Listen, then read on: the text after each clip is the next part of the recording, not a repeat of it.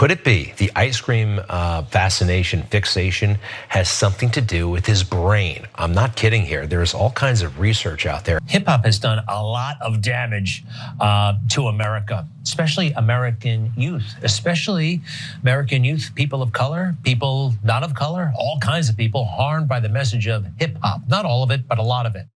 And Israel right now is doing a fantastic job pounding Gaza night and day. All right, he's a madman. Yeah, he's a bit crazy, but we like it that way. A madman, and that is a good thing. I mean, what's the big deal? I'm sorry about that. What is the big deal? Could this be? We all know that Joe is having problems, right? He is. Could it be the ice cream fascination, fixation has something to do with his brain? I'm not kidding here. There's all kinds of research out there from the scientific community that says ice cream can have a minimizing effect on Alzheimer's disease or dementia. Isn't it amazing? Like Newmax has hosts and they're like a news network, so they have to fill like a bunch of hours, but they can't talk about anything real, anything that's really happening. Like, they're not gonna tell you about the flooding in Nigeria. They're not gonna talk about the opioid crisis or income inequality. Like, these are real problems that they don't want fixed, so they can't cover them. They want to distract you from them. So they just have to come up with stuff to talk about. So you have a room full of producers who are like, okay, what can we talk about that's sufficiently ridiculous? I think Biden eats ice cream too much. Let's see if we can link that to his brain rotting or something.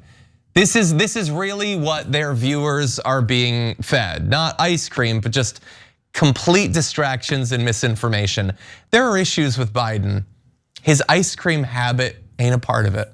All right, he's a madman. Yeah, he's a bit crazy, but we like it that way. A madman, and that is a good thing.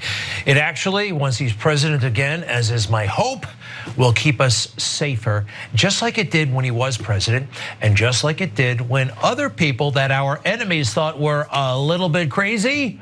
It helps us. There's actually a theory, it's called the madman theory, and it came up in the Nixon administration when a country makes their leader look irrational and volatile, so other world leaders would avoid provoking the country, fearing an unpredictable response. And Richard Nixon, who was definitely a little bit different, is the guy who got this started. No, the madman theory is where you pretend to be crazy, but you're not actually crazy.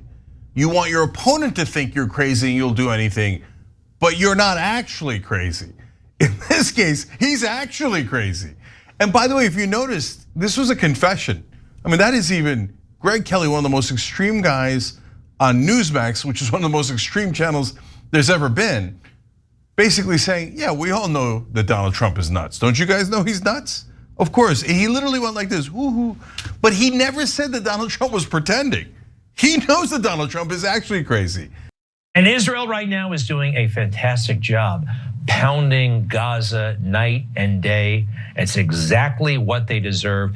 Take a look at the, from the ground perspective, what it looks like. I mean, it's kind of hard to believe though, as this to me looks like total victory, right? Total annihilation.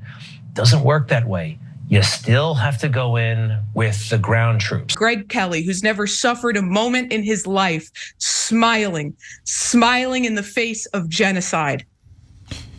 Utterly repulsive. And Kamala Harris, the establishment is now saying that she should not run.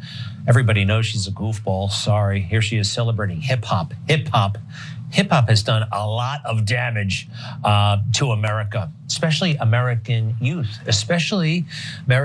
people of color, people not of color, all kinds of people harmed by the message of hip hop. Not all of it, but a lot of it.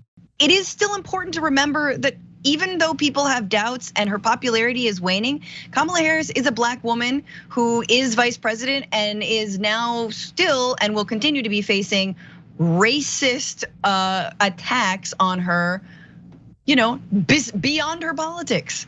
And you had one example right there.